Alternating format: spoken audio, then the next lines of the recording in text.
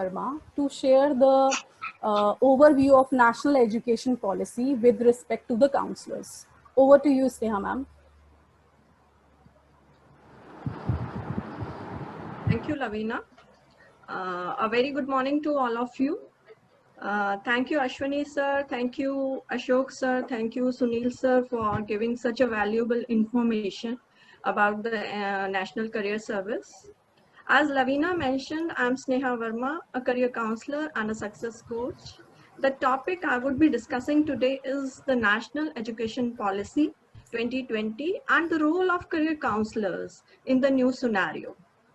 We all are aware that National Education Policy was approved by the Union Government recently on 29th July. It brings about several major reforms in the education system in India. The policy is comprehensive, far-sighted, and talks about the holistic development of the children.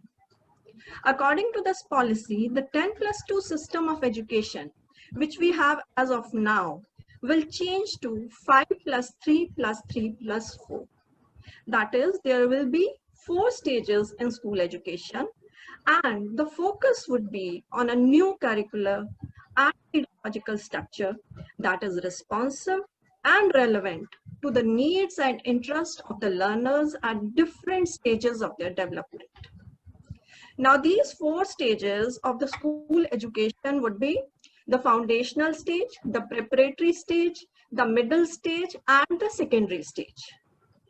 The foundational stage, it will include pre-nursery, nursery, KG, class 1 and 2. Here, the play school will come under the ambit of formal education. Teaching methods would be play-based or activity-based, and emphasis will be on the development of language skills. Next comes the preparatory phase, and the classes 3, 4, and 5 will come under this stage. At this stage, the children will be introduced to subjects like language, arts, science, and math. Next is the middle stage. This will include class 6, 7, and class 8. At this stage, the students will be introduced to vocational education with internship.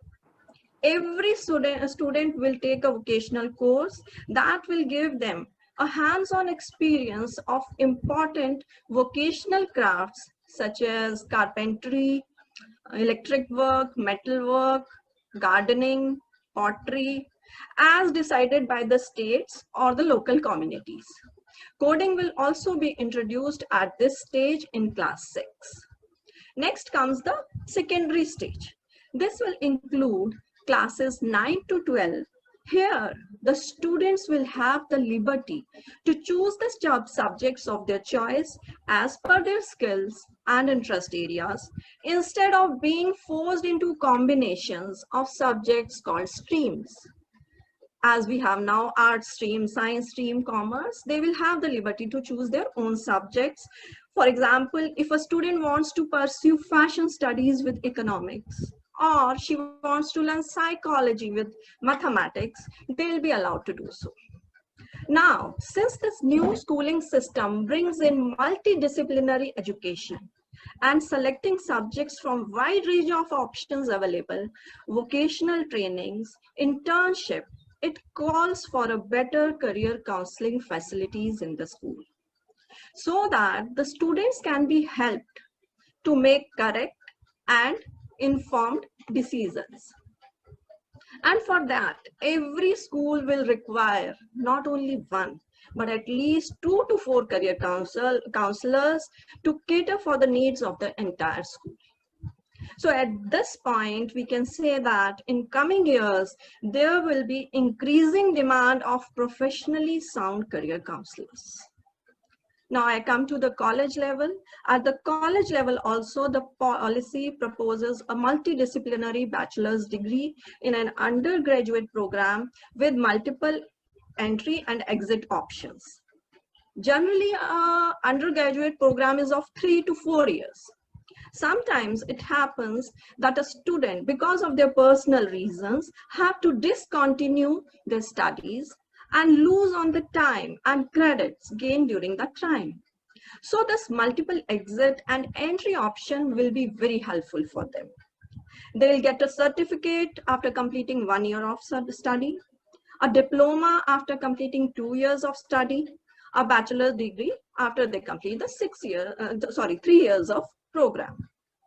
And when they discontinue their studies in between to take care of their credits, an academic bank of credit, that is the digital storage of credits, will be formed, and that will help them resume their education whenever they want. Also, according to the policy, the Indian education system is going global. Foreign universities would be allowed to set up their campuses in India. And for that, the admission process for both the Indian universities and foreign universities will have to be in alignment so that the students do not suffer. They can apply to both the kind of university, and it can happen only when the admission process for both kind of universities is the same. It is not at present, it is not like that. So it would not be only the marks or the entrance test results that will be sufficient for admission, rather a holistic profile of the student. As it happens abroad, it will be the basis of the college admission process. That is the reason the policy talks about professional, academic, and career counseling to be mandatory in all the higher educational institutions. So you all can well imagine how the need of career counselors would soon be on the rise. Now I'll talk a bit about the competencies required to be a career counselor. First of all, you should have thorough theoretical as well as practical knowledge of wide range of career options available. You should have good communication skills, because it is all about talking to your client, solving their issues, understanding them. A very good counseling skills, analytical and problem solving skills.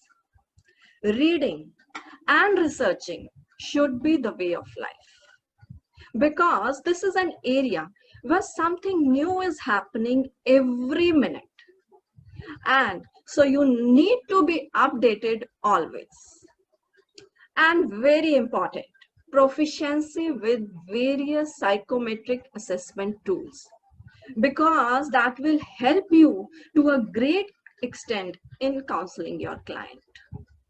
And lastly, I would like to mention, as with all other fields of counseling, this also requires a great deal of empathy, a great deal of passion, because you are helping a person build his career, and ultimately it will affect his life also, the kind of life he is going to deal in future. So there is no room for any kind of mistake. So that is all from my end. Thank you for listening to me. Thank you so much, Sneha ma'am, for giving us the valuable inputs about the NEP and the role of career counselors. Now I would request